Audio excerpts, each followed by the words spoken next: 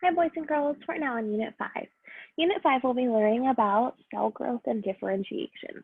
So, how do cells create new cells in living things? To start learning that process, we're going to learn about nucleic acids. Nucleic acids are what make up DNA and RNA. So, this is DNA. You're familiar with the double helix model. This one looks a little different because it's showing each individual molecule. But we have our outer strand here, which if we say it kind of looks like a twisted up ladder when it's a double helix. So this will be the outside of the ladder. And then here we have each individual rung. So let's look at that in a format that you're a little more used to. That outer rung, or outer side is made up of a sugar phosphate backbone. So we have a sugar here and a phosphate, okay? So this phosphate goes with this phosphate goes with this sugar, and so on. And each of those are linked by a phosphodiester bond. So basically, right here, you have a phosphate that's linked to both of these. And these run in specific directions. You'll learn a little bit more about that in another video later, but this is running from 5' to 3', okay? And then we're going to look at both strands together. The other strand is going to run in the opposite direction from 5' over here to 3'. Then in the middle, you have your nitrogen-containing bases, also called nitrogenous bases, and these form the rungs that connect the backbone. There are 4 different types of nitrogenous bases. So let's take a closer look at those. Your nitrogenous bases are adenine, guanine, cytosine, and thymine. Thymine can be spelled with an I here or a Y, which you'll see right here. So there's only one base in each nucleotide. So only one of these would be attached, okay? And they form the rungs of the ladder, like you see here. So this is a key, and it shows us that all of the green are adenine, and all of the red are thymine, and all of the cytosine are blue, and all of the guanine are this yellow or green color. So what I want you to look at is the green adenine is always paired with what? Here I have a green and a red, a green and a red, green and red, green and red. Adenine and thymine are always partners, okay? Think apples on the tree. A for adenine, T for thymine.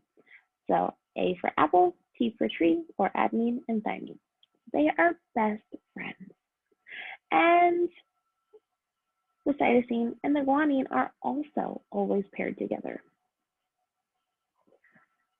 You will not find an adenine paired with a cytosine or a guanine. They always are with the partner that I just told you.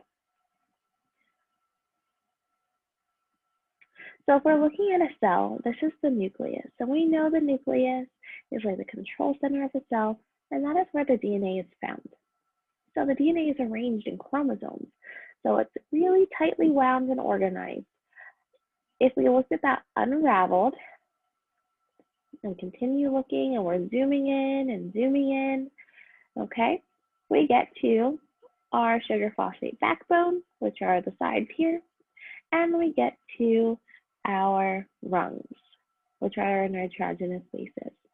So one sugar phosphate attached to one nitrogenous base makes a nucleotide. And remember, nucleotides are the monomers of nucleic acids. Sorry. So in addition to DNA, we also have RNA. The RNA looks similar, but it's clearly very different as well. This is just one single strand. So RNA is always going to be one strand, while DNA is 2 strands. Also, it will always have uracil instead of thymine. So that adenine is always going to be paired with uracil. And then ribose and deoxyribose. The type of sugar found in DNA in that sugar phosphate backbone is deoxyribose, while the type of sugar found in RNA is just ribose. And we're going to look at how those are different in just a moment. So there are 3 different types of RNA, which are listed here. rRNA is ribosomal, mRNA is messenger RNA, and tRNA is transfer RNA.